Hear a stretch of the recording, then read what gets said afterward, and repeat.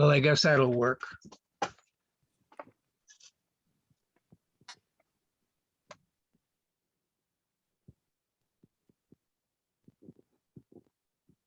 Okay, well, I think we'll start the program.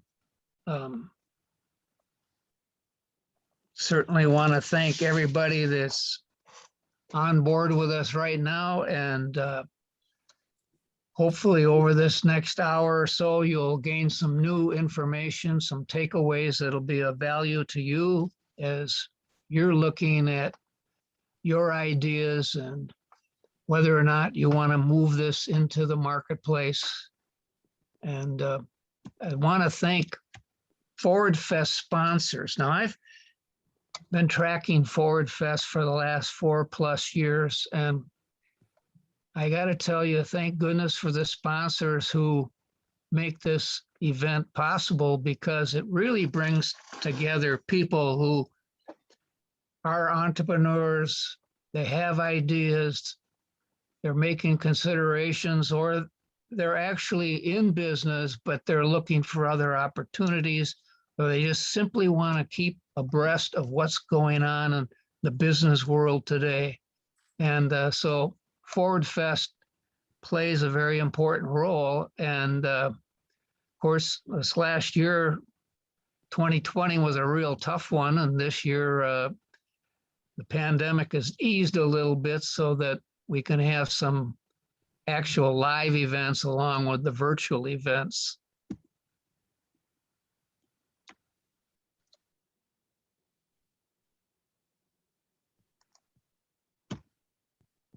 Now we're going to move into our subject matter for this morning. And I just want to draw some attention first to who is SCORE. I don't know how many of you people are familiar with the SCORE organization, but it is a nationwide network of business executives and professionals who provide free consulting, free advice. They help you through the process, whether you're in a new business or in an existing business. And this is both for business that are for-profit and for nonprofit organizations. If you look over in the left-hand bottom portion of the screen, you see our email, our website address, madison.score.org. If you go to that website, you're going to find a tremendous amount of information that can help you as you investigate your business opportunity or your business challenge or whatever. You'll find webinars, you'll find free downloads of different templates for business planning, for financial planning, all kinds of different articles to help you in your investigation. And this organization, SCORE, has developed over 50+ years. We receive some benefit from the Small Business Administration, also from our own sponsors here in the greater Madison area. And so SCORE can provide you with a lot of information. And if you want to talk to somebody, if you want some mentoring, SCORE will provide that to you. You can go onto this website, you can see people's names, their expertise, and we're interconnected with other organizations throughout the US. So if for some reason we don't have the expertise here in Madison, we'll bring it to you through our affiliations with other individuals across the US. So you should take a look at SCORE if you're not familiar with it, and take advantage of what resources they're offering. Today's presentation, and I should stop for just a minute and introduce myself. I'm the person at the bottom of this slide, George Wennerlin. I'm basically the host for SCORE. Today we're going to have 4 presenters. Two of the presenters are storytellers, and they're going to tell you about their idea and how they brought that idea to the marketplace.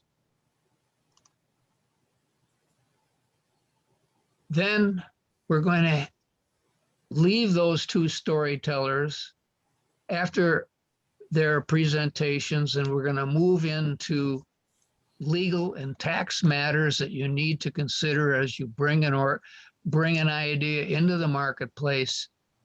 And then finally, we're going to talk about the ever-changing world of marketing today with social media and all the things that are taking place.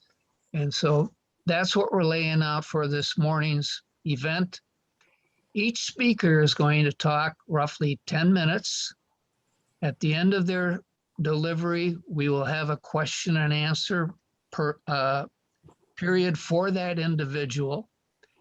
You can utilize on the Zoom chat, you can submit questions there, or you simply can hold them till when the speaker is done, and then you can ask the questions. The first individual that I'd like to introduce to you this morning is our number one first storyteller, and that's Ted C. Ted has a real interesting background. He's the president of TaskCon Group. It's a business organization located here in Middleton that specializes in business evaluation, turnarounds, maximizing company profits through financial and operational analysis. Ted is a certified, board certified business appraiser. He's written a couple of books. He is nationally recognized with his authority, his speaking on business profit maximization and cash management and business appraisal. So without further ado, let's turn it over to Ted to tell us his story of bringing his idea into the marketplace. Ted? Thank you, George. If you don't mind, I'd like to hear that intro one more time. I really liked it. Good morning, all. Perhaps you're considering the development of a software product that will provide prospective customers with solutions for a needed service or product. If so, there are many things to consider before you make the jump. Let's take a little time and learn from my experience when I developed a software product back in 1989. Yeah, I know that's a long time ago. In the 70s, I had a northern Wisconsin business that had a very slow start. It lost money for the first 2 years, but I was able to turn it around in the third year, and I decided to sell it in the fourth year, but I couldn't find anyone who knew how to price it. Although I had a degree in finance and economics and accounting, I had no idea how to value a business. I couldn't find any other professional in northern Wisconsin who could, and as a result, I had a going out of business sale. The results haunted me for years and led to my studying the business valuation process until I understood it thoroughly. This resulted in my writing 2 books on business valuation in the mid and late 80s. Both books challenged many of the illogical existing valuation strategies and contained a new, more accurate methodology called the optimization method. This new method required a complex calculation process that could only be accomplished with the newer financial calculators of the day, such as the HP 300, which later morphed into the HP 12C.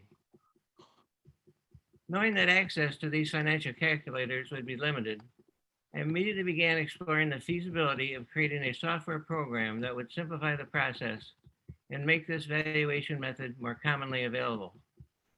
In 1989, I launched the Business Analyst software program in DOS, for those of you who can remember DOS. My intent was to sell 5 1/4-inch disk software programs to direct mail marketing, to accountants and other valuation professionals. There was no internet back then and not many other choices. Today things are different. As an example, if you're thinking of developing a software program, you must first identify your target market and from that determine the type of software product you will need. Will it be a proprietary product that is owned and used exclusively by your company to provide services? Will it be a software as a service product, also known as an SaaS, where full computer licenses are sold to the user or limited use licenses are sold and renewed annually?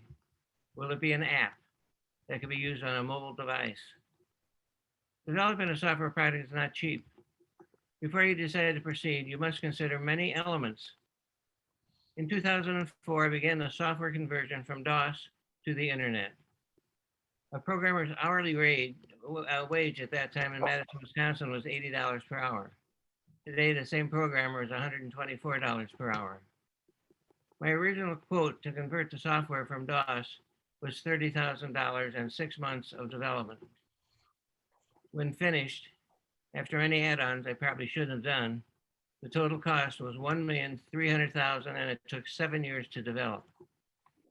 Since the software asset you'll be creating is actually considered as an intangible asset by the bank, it will be very difficult to finance such a product. Make sure you have access to the working capital you need before you begin. As the project proceeded, I added many sophisticated financial management features and linked these features to the valuation module.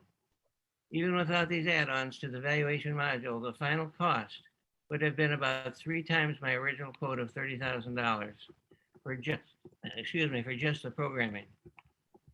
Make sure you take the time to think through the total project, what it will do, and how it will do it so you can get an accurate estimate. This is critical.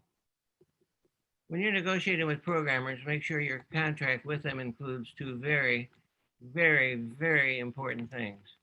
First, get their agreement to transfer all ownership rights to you of the intellectual property that they create for you. This is critical. Second, secure a non-disclosure agreement with them that protects your software design, concept, and functionality. Don't forget that you're going to have substantial role to play in any software development. Programmers program, that's all.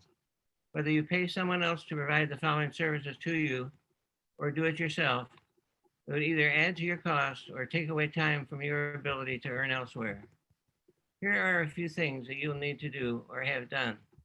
You'll have to develop a software concept, and if needed, create formulas, software layout and design, instruction videos, instruction manuals, quick help guides, preparation of associated white papers if appropriate, testing and communications with the programmers, retesting and more communications with the programmers, more retesting and more communications with the programmers.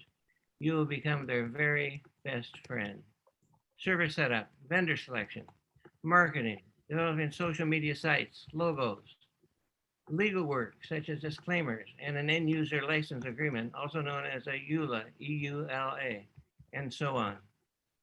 Before you decide to set out on a path of adding a software product to your toolbox, I would like to suggest that you begin with some marketing studies and some focus groups to determine the need and potential volume of users that you can expect with the software product that you select.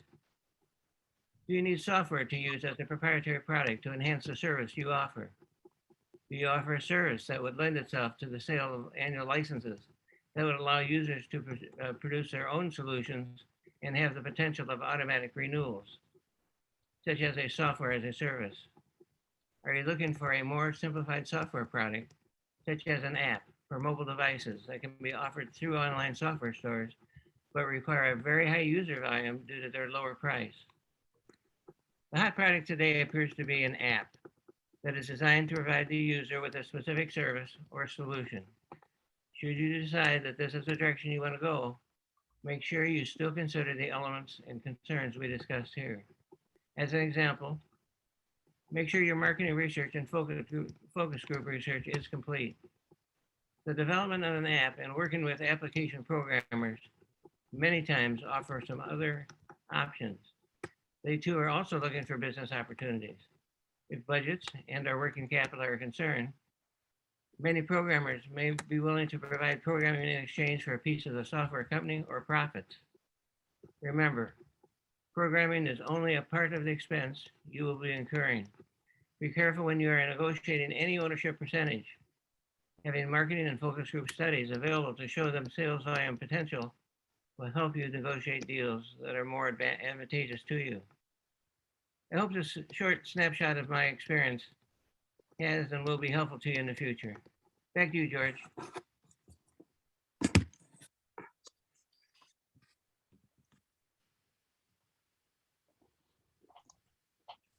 Thank you, Ted. And at this point, I think you'll stick around and answer some questions for the audience, those here today. So Molly, did you receive anything from chat? We don't have any questions in the chat yet, but if anyone would like to put a question in there, you can share them. Okay. Does anybody out there have questions for Ted as it relates to his software and app development?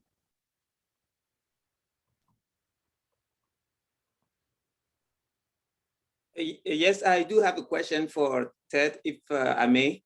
Sure, go ahead. Thank you, George. Ted, as you were explaining and sharing with us your story, I learned from you that you were not really the technical person in the software area. So what was the many challenges for you in really having your software be developed for you later on? Like I guess many individuals, sometimes you get involved in things you don't understand in detail. I relied heavily on the programmers and their expertise in helping me lay out the software, but I didn't realize the limitations the software at that time had. The one major problem, if I'd redo it, was the way we laid out our databases. Now remember, we started this in 2004. Internet was very new at that time. Had I anticipated all of the future add-ons that I was going to do, we would have actually changed the design of the database to make it much easier to program the additional items we were adding in the years to come. Other than that, I was very surprised at all of the work I had to do. Probably 75% of my time each day was devoted to the software. That gave me only 25% of my day left for the consulting business that I had at the time. Wow. Thank you. You're welcome. Anybody? Go ahead. Ted, yeah, Ted, I have a question for you. How much legal was involved in this? I mean, and how early on did you wind up having to deal with the legal aspects of what you were doing? Well, let's talk about the whole package. Initially, I was going to do evaluation software, and that was going to be $30,000 for programming alone. Turned out to be about $90,000 for programming. On a percentage basis, programming was about 50 to 55% of the cost. To answer your question specifically, of $1,300,000 in total expenses for the original software, about $50,000 to $60,000 of that was legal. Mhm. The EULA itself is a moving and living and breathing document that had to be continually reviewed and looked at. That and the details surrounding the legal aspect of the software surprised me quite a bit. Did you go for patent, trademark? What applied there? Well, in the valuation side, it was a new methodology, and we have protected the formulas as best we can. Basically, we put them inside boxes in the software.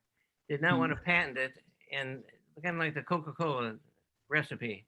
Didn't want to tell anybody else the formulas of how we're getting accomplished what we are. So basically, we're hiding it and doing it in that way. Okay. Good advice. Other questions for Ted?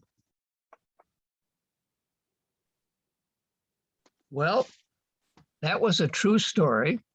And now we're going to listen to another true story, and that's our second storyteller, who has an interesting background. His name is Ken Wendrow. And Ken started out as a public school educator. And while he was being a teacher in the system, he also started a side business. That side business grew.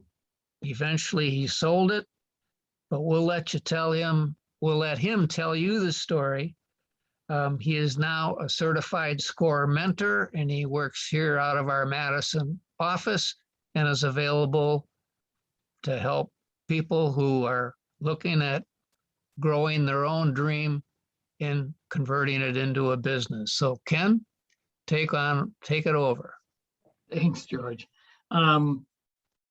Yeah, my background was in teaching, and as a teacher, I got tired of being told all the time that I worked 9 months out of the year, and I had 3 months just to be lazy. During those 3 months that I was off, I had to find part-time work all the time to kind of support my beginning teacher salary in there. And one day I decided, why not have my summers off if that was one of the perks of teaching. And I thought, what could I do to make money that would happen some other time during a year?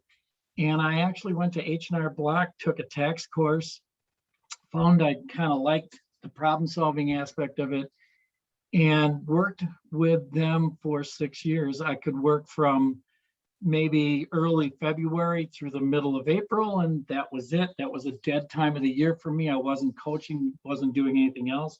So it worked out kind of slick. And for 6 years, I worked for them, but the problem I ran into was they kept demanding more of my time, and I couldn't give that time because I was dedicated to teaching. So I sat back and I looked at the H&R Block organization and said, what could I do that would be better than what they're offering for their clients? And one of the problems that I saw that the clients had was there was no ability to make an appointment. There was no privacy. They walked in, they sat in a general office, they could see all the preparers in that room working on tax returns. And when their time came up, they got whoever opened up. The same routine that you have at Great Clips right now when you go in to get your hair cut. I found that my clients were telling me, the ones that I would get to maybe get lucky and repeat with, was that they wish that they could just make an appointment with me. The other thing that I realized in there was that it was a tax prep and that was it. They did the tax return, but they didn't do any planning. They didn't help the client beyond that. And I thought I can delineate that out, create my own business, and there's a niche here. So rather than work hard for H&R Block and take home 10% of what I charge the client, why not do this on my own and take home 100% of what I charge the client, but give them more? So I started a tax business. I faced a lot of problems when I first started that up. Tech was one of them. In 1980 was when I started with Block. 1986 was when I left them. In 1986, anybody old enough to remember this, not only was there very little internet, it was in its infancy. You had to have a dial-up with AOL and that little clicking noise that you waited until you were connected in. So at that time, we were doing tax returns on paper and pencil. You grabbed a form, you did it, you ran it through a Mimeo machine to print copies. That was how it worked. In 1986, Macintax came out. It was designed for Mac users. I was a Mac user because I was a teacher, and I said, well, I'm going to use this. So I used their tax program to do taxes that very first year. I filed electronically that didn't start until probably 1990. And that was, again, a very laborious effort of going through a really slow tech process. You needed a third party. You would hook up with them. You would transmit data to them. On average, one tax return would take me probably anywhere from 10 to 15 minutes to transfer that data up to that third party vendor, who I then trusted to forward that information onto the IRS. The whole system was really slow and balky. As I continued working with my clients, that part improved. By the time I sold my business in 1998, I was handling 140 tax returns from 140 clients doing 140 tax returns. I was directly e-filing those with the IRS. I knew that I had fairly quick response time as to the fact that process was filed. What's more important in my story, I think, than all of that, I mean, that tech piece of it was important to understand. It was an issue that I had to overcome when starting my own business. there were a lot of other issues in there as well. One was, how was I going to truly set myself apart from my competitor, which was H&R Block? My way of setting myself apart was, number one, I didn't take anybody who walked in the door. I was very careful about the clients that I took. My message to you starting a business is, don't take every customer that walks through your door. Try to be as selective as you can. When you start a business, revenue is important. When I quit my position with H&R Block, I knew how much I was making a year. That was critical to my well-being, my lifestyle. I had to replace at least that. Well, it took me 35 clients when I began to replace that revenue.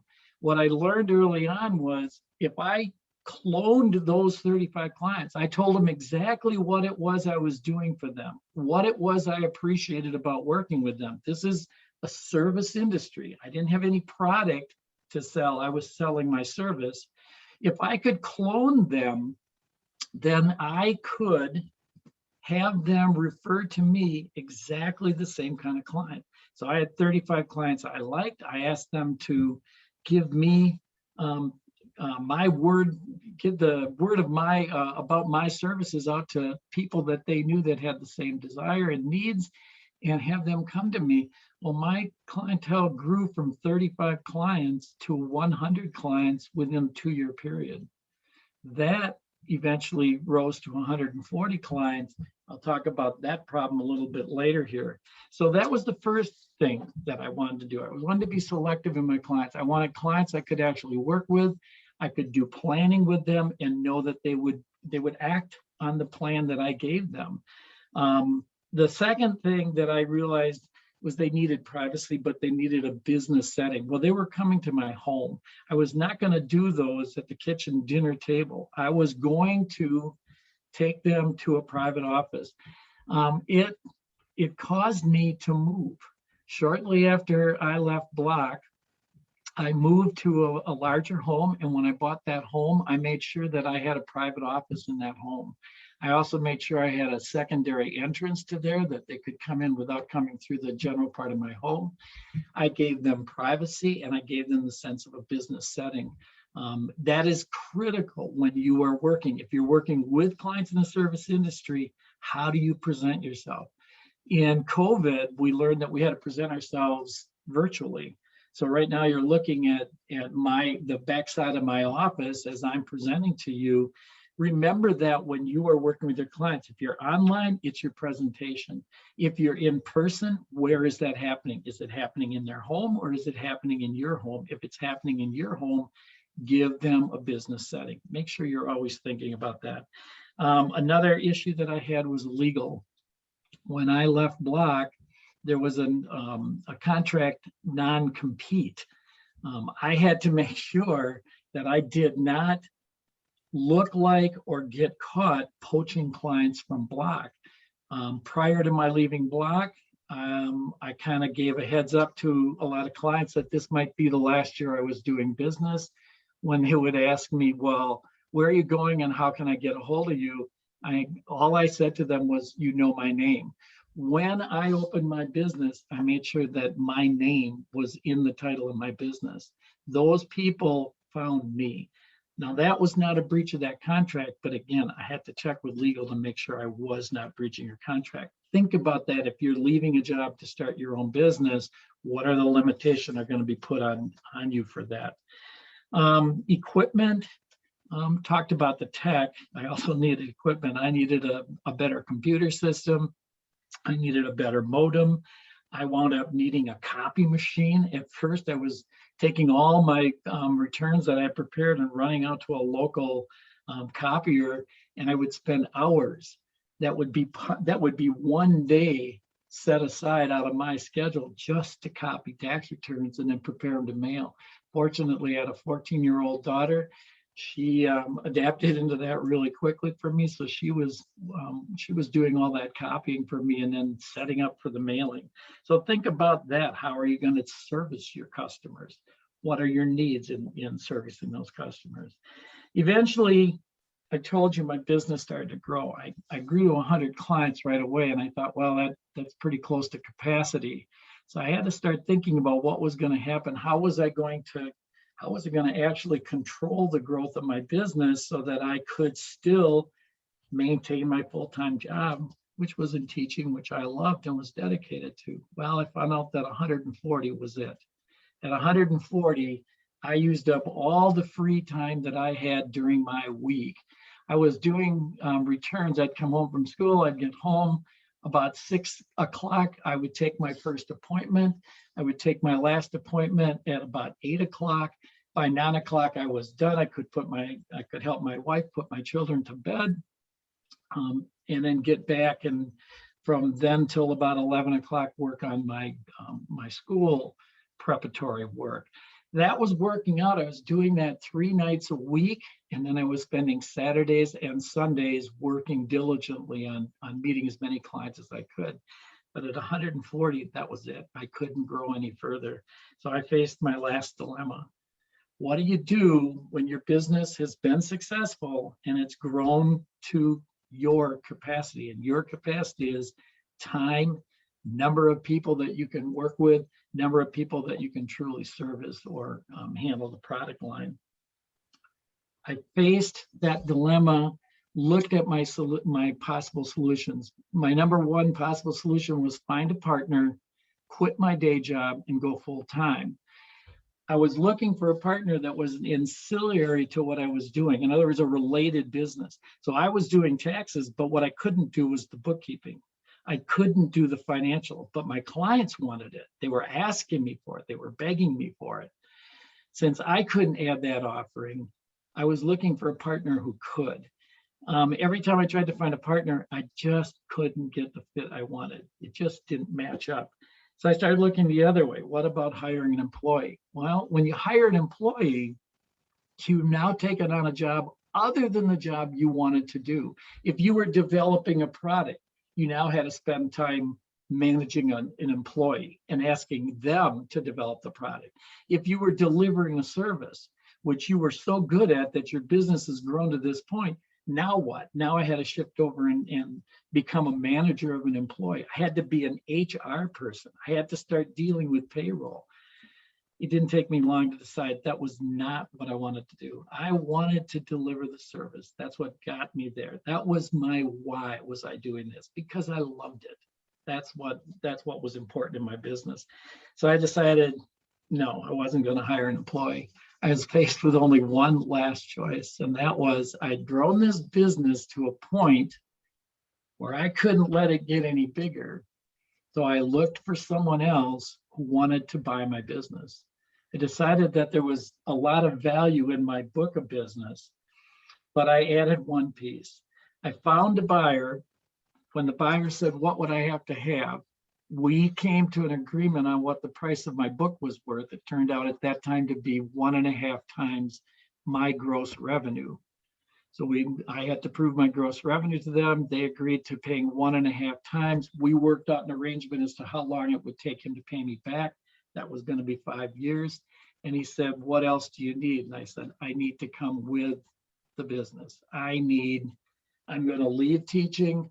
I will come in, work in this firm. I will bring you my 140 clients across, and I will find another 300 clients to add to that just by referrals that I'd been turning down. They worked out a deal. The very next tax season, I was working for a much larger firm.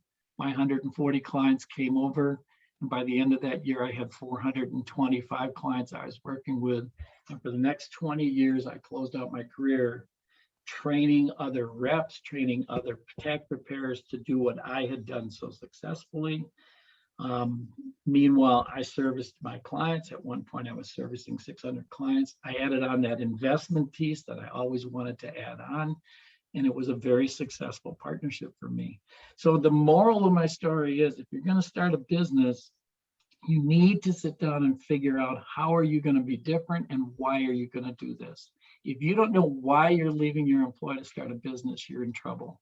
You need to know why, what you're going to do, and how you're going to do that. You need to set yourself aside to hope for success. You need to breed the clientele that you want.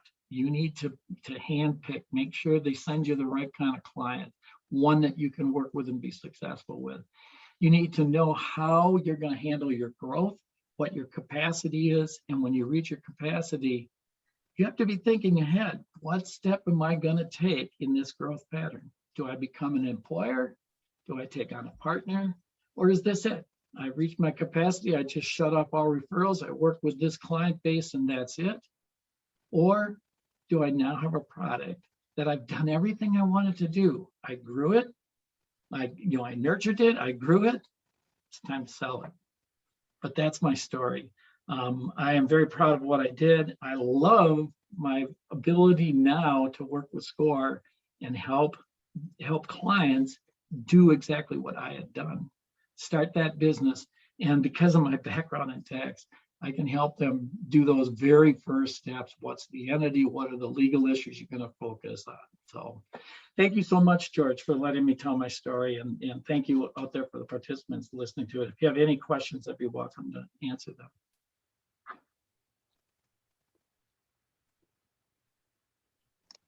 Molly, do you have any chat questions that came in? There are no chat questions that have come in. Okay. Anybody have questions for Ken on his story?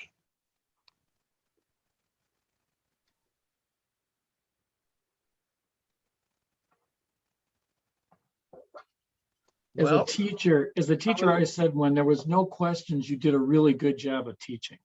That was the code. Yeah, I think we have a do question. Questions. Yeah. Yes. Thank you first, Ken, for sharing your story. What an amazing story. From Thank being you. a teacher to working in accounting, it's amazing. I'm sharing because I'm an accountant. I'm a certified public accountant, and I later on converted myself to become a software engineer. And your story was quite inspiring, and it gives me, inspiring that I can also keep moving forward in that direction as a software engineer. My question relates to when you were about to convert from, when you reach your 140 and you say, this is the breaking point for me, I can no longer continue, I need to find a new model. And I know you shared with us about, thinking about an employee or hiring a partner along the way. I know you did not end up hiring a partner because in your story you shared, you sold your company and worked for the company. But when if you look back, what were your 3 criteria that you will have picked to select a great partner along the way? For me, a partner had to fit. They had to fit my personality because it was my personality that was driving the service. Mm-hmm. I just got done running a piece on how did you get your first job, and what I told people was that I got my first job because the other 3 people that were applying for the job were all about skill and knowledge. And when I can't compete with their skill and knowledge. So what I did was I went into that employer and I told them how I was going to be different. Because that was how I built my business. I'm being different. Giving them a very different style experience.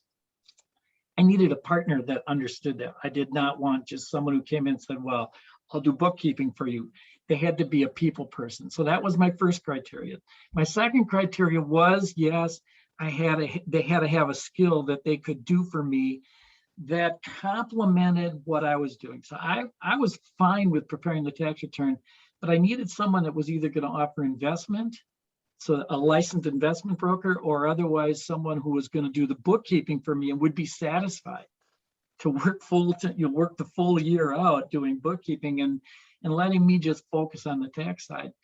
That was a difficult fit to find because they wanted to do both all the time, and then I was juggling their time. The third criteria was trying to come to some kind of arrangement. I guess I wasn't ready to split my business. I was too much. It was an all or nothing. So those are the 3 criteria I looked in a partner. In a partner, think of a partnership as it's marriage, okay? And each of you has a strength, but you rely on each other. You don't both have the same strength. If you both had the same strength, you'll butt heads. So my third criteria was basically finding someone who had a strength that was different than mine, but still matched what my business was trying to do. Excellent. Thank you for your answer. Any other questions? We're going to shift gears at this point. We're going to move away from the stories, and we're going to talk a little bit about once you've got that idea in mind and you're ready to move it to the market, what are the legal issues and what are the tax issues that you need to consider? With us this morning is Bill Ferguson. Bill is a CPA and a tax lawyer. He has been working in this area for over 40 years, primarily in California, Minnesota, and Wisconsin. He's taught a number of courses at universities and also in educational classes for CPAs. He lives here in Oregon, Wisconsin, semi-retired, and is also a certified SCORE mentor. And with that, Bill, the floor is yours. Thank you, George. Legal, and good morning, everybody. Legal entities and tax elections. I'm not going to suggest to you that this is the most important thing for the success of your business, but I will suggest that it ranks right up there as one of the most important. Because if you do this correctly, you could save a fair amount of tax dollars. And if you don't do it correctly and disaster happens, it could send you to the poorhouse if you don't have protections in place that I'm going to now talk about. The protections mean a legal entity, and you would want to run your business through one of these legal entities. And the choices for a single owner is either a corporation or a limited liability company, also known as an LLC. So what will it do for you if you run your business through one of these entities? Well, the primary benefit is that if your business borrows money and things go bad and your business becomes insolvent, you would personally not be responsible for these debts if the debts were all taken out by your legal entity business. Now, I'm not suggesting that you should dodge your legal obligations or your moral obligations, but this is what everybody does. They protect themselves with these legal entities, and I'll let you decide whether you want to take advantage of these ideas. But as a professional presenter, I have to make you aware that they're out there. So, if your company borrows money and you can't pay it, or the company can't pay it because the company's gone insolvent, you personally would not be responsible for those debts.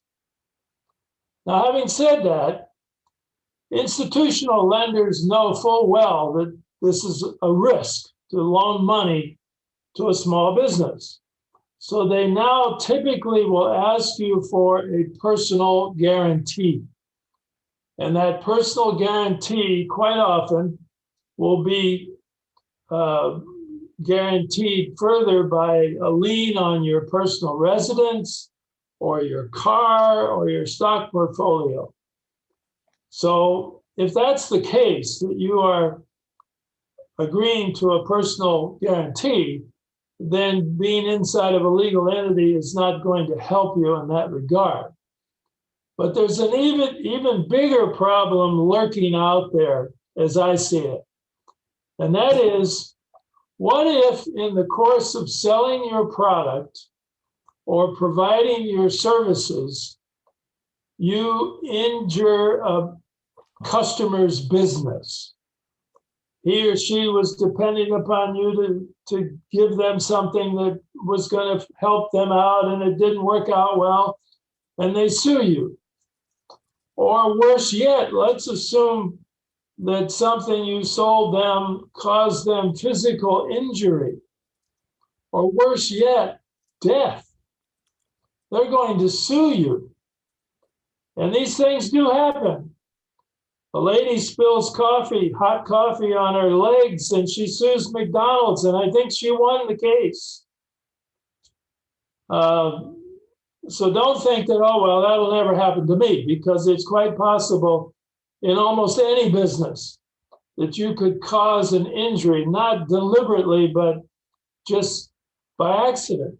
And sometimes these lawsuits that would come at your business might be unjustified. And so it's best to have a legal entity shielding you personally from the lawsuit. Now, lawsuits are always complicated, and at all times, to fully know exactly what protection you're going to get, you need to consult a practicing attorney as to just how solid this is. But it's cheap insurance to have this legal shield, and it's better than not having it. So if you're a single owner, one owner, or a husband and wife, you can elect one of two ways to go. You can either elect to form a corporation, or you can elect to form a limited liability company. We call that an LLC. That's all you need to do. Form one of those two entities. That's your choice. So you might say, well, okay, which one is better? Well, they both provide substantially the same legal protection, as I understand it. But the LLC provides you, as a single owner, the best flexibility when it comes to deciding how to declare your taxes for your small business. If you elect to be a corporation, you have no flexibility. You have to now file a corporate tax return. You have to pay yourself a salary. You have to enter into the quarterly payroll tax return stuff that the IRS requires. So it complicates your life quite a bit. Or you can just elect to put all your business operations onto your own personal tax return and keep life simple. No extra tax returns, no payrolls, no stuff like that. So you might say, well, gosh, then I'll always want to choose that. Well, the answer is no, not exactly. When you put your business on your personal tax return, every dollar of net income that you earn is subject to what we call a payroll tax or a self-employment tax. And if you remember, if ever you were an employee, your employer took 7.65% out of your paycheck, every paycheck, and then matched that amount and sent 15.3% of your compensation to the IRS to fund the Social Security and the Medicare program. Well, in a small business situation, you are both the employer and the employee. So if you put all your income on your own personal return, not only will you pay roughly a 15% payroll tax, you'll also pay the income tax. And if you're in like a 22% bracket, that's close to 37% tax load on your net income if you put it on your personal return. If, on the other hand, you elect to be an S corporation, S as in Sam. You pay yourself an amount. You become an employee of your S corporation. You probably can get by with paying yourself something like 60% of the net income that the business earns. Now your payroll tax is only 60% of what it would have been had you put all that on your personal return. Now, there's an issue here. The IRS doesn't like that, but everybody does it. And so you might as well take a look at it. It's strictly a payroll tax saving alternative to file your business as an S corporation. And to do that, you either need to be a corporation or you need to be an LLC. And as I said, the LLC, in my view, is better because now you have the alternative to choose which of those two methods you want to use. Now, what if there are two or more owners not married to each other? What are your choices now? You have three choices. You can form a corporation, you can form an LLC, or you can form a limited liability partnership, which works just like the LLC in giving you the legal protection from being sued personally when things go bad. Once again, how do you decide which one is the better one? Well, if you elect to form a corporation, you're stuck with filing tax returns as a corporation and the payroll tax returns and so forth. If you elect to be a LLP, you're required to file a partnership tax return with all of its complexity. Once again, if you elect to become an LLC, you have a choice now of choosing the corporate form of taxation or the partnership form of taxation, whichever suits your purpose the best. All right? So that's the big picture of what you have available to you and how you would protect yourself as best you can. And I would suggest to you that because this is a numbers game, it's almost like you need to look at this every year to see how much will I save by doing this, how much will I save by doing that. And to try to do that on your own, I think would be asking a lot. So you need to get in touch with a practicing tax advisor who knows how to deal with these issues. Or just simply consult with SCORE, one of us that, like Ken or myself, who understand these tax rules and can help you. So at the end of the day today, you've got my personal email on the screen there somewhere. You can email me with questions that we don't get to today. You can email me with those questions later today or tomorrow or next week or next month or next year. I'll always be here, as far as I know, God willing, to help you out with these questions. It is very complicated. If any of you are interested in a nonprofit organization, what I just said doesn't really apply to you. You need to hire a lawyer that knows how to create a nonprofit organization, because there are rules, both federal rules, state rules, and so forth. And it gets quite complicated, what you can do and what you can't do.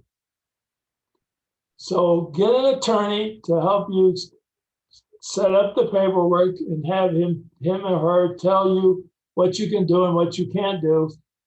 And along the way, you can always consult with Mike George, who was introduced to you earlier this morning, who's an expert in this particular area. I am not. I'm more of a commercial guy. Mike George can speak more to the issues of a nonprofit. Then my last thought is keep in mind for a commercial small business that there are a lot of tax deductions that are available to you that are going to reduce your tax load and help you out later on. Such things as deducting a home office, deducting mileage, deducting meals and entertainment, setting up a private pension plan, a lot of different things. So either consult with myself or Ken or get some CPA that knows how to help you and take advantage of these rules. All right. Any questions from anyone?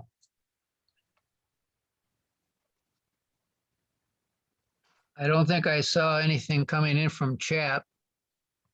Any questions? Nothing in the chat. Well, like Ken said, if you don't have questions, you must have done a good job. Either that or I've just confused everyone so bad they don't know where to begin. Thank you, Bill. Appreciate your Thank all comments. of you for listening. Oh, I think we do have one question for you, Bill. Oh, okay. It's not really a question, Molly, but it's one major takeaway. I guess Bill wants us to know that for small businesses, LLC is the way to go. Is that correct, Bill? Yes, I would say so. 99 times out of 100, that would be the way to go, just because of that flexibility. Now, having said that, there may be some strange situation that you have personally that would maybe tilt it in a different direction. Like I had one client who wanted to adopt a child and they wanted the government to pay for it. Well, the only way to do that was to form a corporation. So those things do happen. All right. Thank you. You're welcome. Take care, everybody. Thanks, Bill.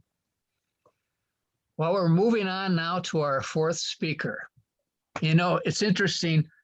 Earlier, we talked about the internet, and there's a lot of these businesses that just started out before the internet really was. And now you think about 20, 25 years later, whatever the magic number is, and things have really changed in getting your identity out to your customer. And how do you pull that off? Because there's so much competition out there. The whole area of marketing is changing almost day by day, it seems like. So we have an interesting individual to wrap up our session today, and that's Brian Rawson. Let me just tell you a little bit about Brian. Comes from Northern Illinois University. He's a scorer. I'll call him an expert. He is basically deals in the area of marketing, a lot of freelance work. But in 2019, he started his own marketing and graphics firm. And it's called Owl Street Studio. He deals in marketing, branding, graphic design, and copywriting. He's a very interesting person, and he'll be wrapping up our session for today. So, Brian, I'm going to hand it over to you. Wonderful. No, I appreciate all that. Thank you for that intro. Usually when people say I'm interesting, that's usually not a good thing. So I appreciate turning that around for a compliment. Yeah, no, I appreciate being here. And this whole presentation flows really nicely because what I'm going to talk about kind of wraps up everything else that all the other presenters have shared. So today, I'm going to talk about the big picture of branding and marketing and what you need to be thinking about when you're taking your idea to the marketplace today. Before I jump into more of the details, though, I always like to take a second at least to do just a quick explainer, what, at least the way I define marketing and branding. I found talking with people that usually those two words get confused a lot. So just a quick explainer. The way I think about marketing is that it's intentionally and strategically starting conversations with people. So if you have a business card or a TV spot or anything like that, the point of those things is to spark a conversation between you and your customer, and ideally between your customer and other customers, to spread that word of mouth. So marketing, it's all about conversations and how you make those happen. Where branding, on the other hand, is about taking visual and verbal information, so logos, typography, color palettes, all that stuff, as well as taglines, headlines, or sales copy descriptions, taking the visual and the verbal components and using them to create an identity and an impression. So it's the brand part is basically kind of how you look and sound, which then creates how you show up and influences how people think about you. So that's kind of the big picture way, at least I define marketing and branding. So with those in our mind, now we can talk about what do you got to know today when you're taking this idea, the thing you've worked on so hard, and you're about to release it out to the world. So the way I see marketing today is that there's no, I don't say any magic trend or new, smoking gun kind of technology that's gonna instantly change everything for you. What's really different today is that I feel there's no room for error. So you can't afford today to leave your branding, the identity part of your business and your idea. You can't afford to leave that up to an afterthought, leave it up to the back burner. I know when you're working on your idea and you're trying to launch this business, whether it's a nonprofit or a tech startup, that there's all this pressure to just get this thing done. I know you can get tunnel vision on refining your product, making sure the software is correct, the coding's right, making sure that your logistics are all there. And with all that effort, you can get locked into just thinking, we got to get this thing out there and just get it done. We'll figure out who we are and our culture and our beliefs. We'll figure out our colors and our presentation. We'll do that all later. It'll just kind of work out. And today you don't really have that luxury. You only have a few seconds to make an impression, a few seconds at the most. And if you make the wrong impression, you can't backtrack that. And what's hard is that to reach people today, you have to be on the internet. I know it's not a shocking news, but when you're on the internet, that means people have access to you all the time. Even if all you have is just a single web page, people can access that 24 hours a day from across the globe. So you never know what kind of impressions you're making, because you're not always awake or there to make that impression. So your brand has to be there to speak for you when you're not there. And if you haven't taken the time to think through your brand identity and your presentation, you could be accidentally making the wrong impression and you didn't even know it. And once you make that wrong impression, or your brand is inconsistent, if you have a great looking website, you put all your effort into making a stellar website, but you forgot how to apply that brand to your business cards, how to make sure that your brand is consistent on the back of the receipt paper or on your invoices, people are going to find those discrepancies. And that inconsistency will break trust with people. It's going to show a little bit of that you're not totally you all the time. And even if there's a little crack of trust, eventually that trust can grow to where it's fully broken. And eventually your customers and clients are going to pull away from you, or they're not going to refer you, or they're not even going to come to you in the first place. So you can't leave this brand up to, whims and second thoughts. It's got to be there from the start. The other thing is that when you're making your brand, you can't just make a logo. A lot of people get that confused. They think that if we just have a logo, we're done. Put a sticker on it, get it out the door. That's it. Got to figure it out. And that's not the case. To do a thorough brand isn't just making something look cool or be flashy or any of those kind of things. To make a really thorough brand, you have to do really in-depth market research. So you've got to take the time to thoroughly research your competition.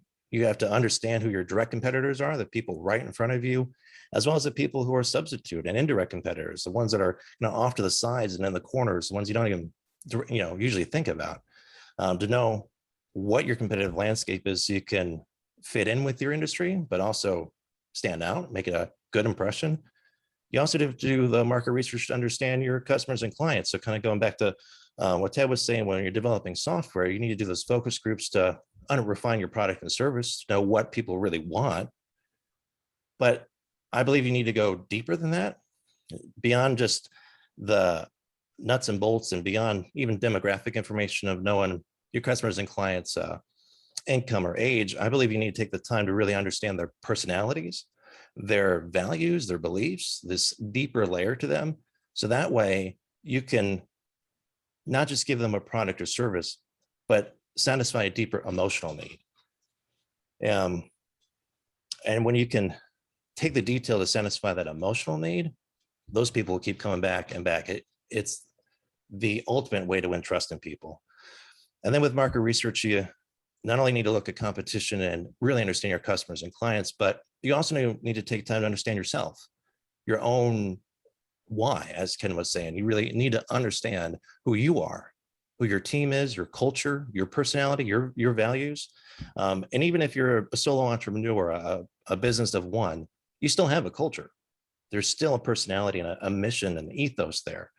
And even I found firms that even when they take the time to fill out kind of a mission statement template or a writing prompt, that doesn't automatically mean you figured out your deeper culture. So once you've taken the time to do that in-depth research, then you can start putting a brand together. Then you pour all of it into your writing, your visuals, your presentation. And once you do all of that work, you can't just let it go. So thankfully, when you take the time to do that in-depth market research, you don't have to go back to the drawing board every 6 months or reinvent the wheel, but you do need to maintain it. So it's kind of as if you've built a beautiful house, it looks amazing, but if you don't maintain that house, if you don't, cut the grass and clean the gutters and maintain it, protect it, take care of that structure, eventually it's going to fall apart. And it's the same thing with a brand. So you might be able to pour all this effort into it up front, but if you just let it go and just think it's going to take care of itself, it's not going to happen. A brand has to be protected. It has to be managed. It has to be nurtured. I think I'm a little biased here, but I think it's one of your most valuable assets as a firm. Brand is not just looking cool. It's your reputation. It's how people think about you. And reputation, I mean, that's the gold standard. So if you just, again, make a flashy logo and walk away, that brand is going to fall apart. So I like to use the example of Coca-Cola. Coca-Cola has been around for over 100 years. And they didn't just slap some red paint on the wall and come up with some cool letters and walk away. They have guarded, maintained, protected that firm, like Ted was saying earlier, and they won't even get a patent on their formula because they don't want anyone to know about it. They're highly protective, and it's worked. I mean, I've not been around for 100 years, but they have. And as well as being so thoroughly consistent, they've also been able to flex and change with the times and adapt to the different situations and environments. So when you have a thorough brand, you can maintain this consistency, like a consistent character, which builds trust in people, as well as being able to adapt to the environment, speak to your audience, whether that's a new marketplace, maybe you're going overseas or even just to a different state, or whether that's being able to still speak to people 100 years from now. When you have a solid brand, you can do both things, be consistent and be adaptable. I think the last thing to really talk about, and I think it's most important here, is why branding is I believe the biggest thing that can help you win today. So maybe I'm a little cynical or I don't know, but I don't think every industry necessarily can be disrupted. I know there's all this focus on creating the best product, that if we just make the most compelling thing, whether that's a cupcake or if it's software, that people just come to us, kind of the build it and they will come mentality. But that does work sometimes, but I think that's leaving a lot up to chance and risking a lot on kind of lightning to strike or capture that lightning in a bottle. Some people have done it, but I don't like to take that much risk when it's my time and effort and my livelihood on the line. So as you're defining your product, as you're taking all that time to code that software and refine your service, you need to make sure that you are also taking the time to build this brand. That's just as important, because the brand is the thing that can give you that cutting edge, that when it comes to products and service, sometimes there's that development ceiling. Sometimes tax services are tax services. Sometimes there's a limit to how much technology can change things. I think of it kind of like with vacuum cleaners. At the end of the day, vacuums are vacuums. You might be able to squeeze a little bit out of more suction power or ease of use or charging capabilities or something, but there's got to be a cap. And so maybe your product or services is a little bit better than the other person's, but it might not be miles different. So why would people come to you instead of the other person? And the thing that give you that edge is the brand. When you're consistent and your values and who you are, your personality, that again, it builds trust, and it will draw those customers to you and clients that are like-minded in a good way, not like-minded in the sense of being exclusionary or on purpose pushing people away, but bringing people that are going to be loyal to you. Like Ken was saying, he couldn't grow that business without drawing the kind of customers that worked well with him. And it's right, if you attract everybody, you're going to wind up attracting nobody.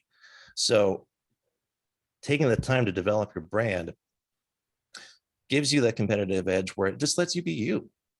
Let the other vacuum sellers, let them be them. And there's enough people out there that they will sort themselves, that they'll come to you for your emphasis on, maybe it's vacuum cleaners that have cleaner energy. Maybe it's your emphasis on the vacuums are the same, but maybe you give your employees stock returns and high benefits. Maybe it's something else, a social aspect, that why people buy vacuums from you versus someone else. So when you run up to a competition ceiling or any roadblock, it's the brand part that can cut through that. I know that's a lot of information, so let me do a quick recap. Today, I don't think there's any big magic gun that's going to change things for you when it comes to kind of trends in marketing. But the thing that is different is that brand can't be an afterthought. It needs to be just as important as your product development. It's got to be right in there when you're working away in the garage or the kitchen table or wherever you do your thing. It's got to be just as important as the product and service development side. You can't leave your brand up to just a logo. It takes in-depth market research to do it right. I'll be honest, if you don't do the market research, you can maybe get away with it, but kind of like the legal parts, if you don't think about the legalities, it's going to bite you later on. If you don't think about the branding, you can maybe get by for a little bit, but it will catch up with you somewhere. And I mean, I've had it from personal experience where it wound up costing me a heck of a lot more than if I just would have taken the time to do it up front. And then you can't leave your brand being stagnant. You have to maintain it, hold it together, manage it. And when you do all that, the brand is the thing that's going to cut through and give you the competitive edge. It'll make your marketing, the message and conversation stick out versus other people. It will hopefully be that thing that will cut through the noise of all your competition, as well as all the social noise we have. I mean, whether it's your competition trying to draw people's attention or it's just another TikTok video, you've got a lot of noise out there, and it's your brand, it's you that will draw people in, cut through that noise, and get them to remember you and keep coming back. So again, I know that's a lot of information. So if there's any questions or if we need to kind of drill in on anything more, I'd love to unpack that for you. Brian, we do have one question from Mike George. Yeah, please. He really liked your emphasis on the importance of market research, and he is wondering, what are current strategies for doing market research online? Sure. Well, thankfully, the internet and technology in that way has made things so much easier. You can get so much information just from really just sitting at home. I always am looking at census data. There's whether you can get directly from census site on the government website, or there's lots of sites like datausa.io, trying to remember my own link, that takes the census information and puts it together in a easier to read format. So always going for census information. Pew Research Foundation is another one I'm always using, that it gives a lot of great research on big social trends. So if you use Pew Research to look at the big picture, you can combine that with surveys and customer interviews to then get to get to know people on the one-on-one basis or wherever you're at, and kind of compare and contrast.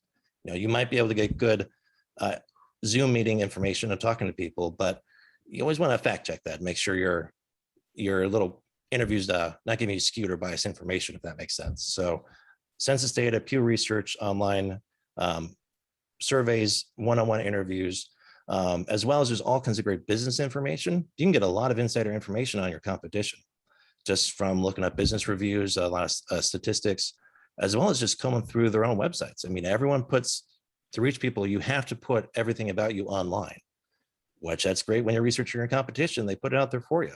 So you can comb through their social media, their websites, look at how they write about their products, how they talk about it, read reviews about it. And, COVID pertaining, a lot of places you can just walk in. So other stores or venues or restaurants, or you can just walk in. They don't know you're another business owner. You just get the firsthand experience right there. So there's a lot you can do. Hopefully that helped answer that. I know that was a lot. Yeah. Any other questions on that, or anything else? Any more questions of Brian? Thank you, Brian. Yeah, of course. So thank you guys. Okay, well, I guess we're getting to the point of departure. Looking back over our 4 speakers and what they had to deliver today, I hope you have some takeaways that you can take back and put into your own memory banks and make your idea, bring it to the market successfully. But let's admit that there's a lot out there that we were not able to cover today. If you're starting a new business and you've looked at business plans and so on, you know that there's a lot of other issues that you need to deal with. And as a result, I invite you again to go to madison.org, madison.score.org, and do some investigation, look up the available mentors. Also, like I said before, there are available downloads for financial projections and business plans and you name it. I want to thank Molly for her help today. Really appreciate not only her telling us what we need to do and how to do it, but she made it happen for us. So thank you, Molly. Appreciate it. And with that, I guess we'll leave the meeting today, and thank you all for coming.